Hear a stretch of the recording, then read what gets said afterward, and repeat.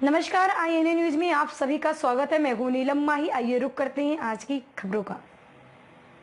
जनपद बांदा में सपा नेता एवं नगर पालिका अध्यक्ष मोहन साहू के खिलाफ धारा 144 के उल्लंघन के मामले में दिनांक 14 दिसंबर 2022 को मुकदमा पंजीकृत किया गया, जिसको लेकर के मोहन साहू ने आज पुलिस अधीक्षक बांदा से प्रार्थना पत्र के माध्यम से बताया कि 14 दिसंबर से धारा 144 लागू होने की उनको किसी तरह की जानकारी नहीं थी।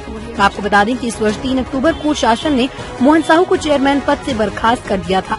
आदेश के खिलाफ मोहन साहू दोबारा हाई कोर्ट गए। मामले में 2 दिसंबर को सुनवाई पूरी कर फैसला सुरक्षित रखा था। बुधवार 14 दिसंबर को फैसला सुनाते हुए चेयरमैन पद पर मोहन साहू को बहाल कर दिया। 14 दिसंबर 2022 को न्यायालय के आदेश के बाद उनके समर्थकों में उत्साह था और वो नगर पालिका कार्यालय जा रहे थे। तभी लोग उनके साथ लगभग 100 लोग एकत्र हो गए। मोहन साहू ने बताया कि आज उन्हें समाचार पत्रों के माध्यम से पता चला कि शहर में 14 दिसंबर से 31 दिसंबर तक धारा 144 लागू की गई है। मैं उन्होंने ये भी कहा कि उन्हें 14 दिसंबर को धारा 144 लागू होने के बारे में जानकारी ही नहीं थी। बांदा से प्रबंधन कुमार गुप्ता की रिपोर्ट। 14 तारीख को 2:30 बजे लगभग माननीय उच्च न्यायालय की साइट में मेरा मुकदमा संख्या 32/241 का आदेश पारित हुआ था, जिसमें मेरी शक्तियों को बहाल करते हुए माननीय जिलाधिकारी शासन उत्तर प्रदेश सरकार को और ईओ को आदेशित किया गया था कि बांदा नगर पालिका मोहन साहू की सारे अधिकारों को बहाल किया जाता है। किंतु मैं उसी दिन अपने आवास से पालिका जा रहा था तो मेरे समर्थकों में भारी उत्साह था और काफ़ी लोग, लगभग 100 लोग मेरे घर से रास्ते तक मुझको माला पहनाते हुए मेरे साथ शामिल होते चले गए, जिसमें मेरे संज्ञान में आया कि धारा 144 का उल्लंघन का मुकदमा दर्ज कर लिया गया है। जबकि किसी भी पत्राचार, किसी भी पेपर में, किसी भी टीवी चैनल में मैंने ऐसा नहीं सुना कि शहर में धारा 144 या जिले में धारा 144 लागू कर दी गई है। अगर मुझको मालूम होता कि धारा 144 लागू कर दी गई है तो मैं अपने समर्थकों को रोकने का कार्य करता,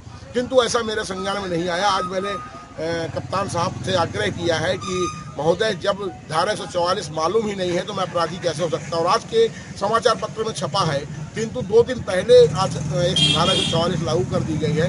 इस पर आवश्यक कार्रवाई है तो उन्होंने कहा है कि मैं कार्रवाई करवा रहा हूँ, आप परेशान ना होइए, देखते हैं क्या होता है। शिकायतकर्ता ने आरोप लगाया है कि आप जब जुलूस निकाल रहे थे उस समय एक एम्बुलेंस आपके जुलूस में फंसी थी। मैंने तो नहीं देखा कहीं पर, और मैं तो बाजार से गया हूँ, बाजार में एम्बुलेंस जाती भी नहीं है। मैं तो बलखनी नाका, महेश्वरी देवी, शंकरपुर चौराहा होते हुए नगर पालिका गया हूँ। इस रोड में कोई एम्बुलेंस मुझको नहीं मिली। हो सकता है कोई खाली एम्बुलेंस कहीं से जा रही हो और जो दूसरी गाड़ियों के आसपास उन्होंने फोटो खींच ली हो, या कुछ रिक्शे वाले मेरी होल्डिंग लगाए थे उसकी हो सकता है उन्होंने तस्वीर खींच ली हो। किंतु इस शहर में तो होल्डिंग तमाम प्रत्याशी आवेदक हैं जो उनकी होल्डिंगें रिक्शों में लगी हुई हैं, उसमें किसी को नहीं रोका जा रहा। मेरे पास कोतवाल साहब का फोन आया था कि आपकी होल्डिंग लगी रिक्शे निकल रहे हैं, तो मैंने कहा सत्ता वाले तमाम आवेदक होल्डिंग लगाए निकल रहे हैं, उनको तो आज तक आपने नहीं पकड़ा। अगर मेरी होल्डिंग कोई मेरा समर्थक कोई रिक्शा वाला लगाए तो उसमें आपको इतराज है, ये तो गलत है। आपने कहा कि धारा 144 के बारे में मुझे जानकारी नहीं थी। क्या आप कहना चाहेंगे कि जिला प्रशासन ने आपके जुलूस के दौरान ही धारा 144 लागू कर दी थी क्या? मैं ये नहीं जानता। मैं ये जानता हूँ कि मैंने आज पढ़ा एक पत्र में कि धारा 44 14 तारीख से लेकर 31 दिसंबर तक लगाई जा रही है। किंतु अगर धारा 144 लगाई गई थी तो कम से कम 13 तारीख या 14 तारीख के समाचार पत्रों में या टीवी चैनल में किसी में दिखाया जाना जरूरी था आम जनमानस को। और मैं कल कई बारातों में गया जहां पर एक हजार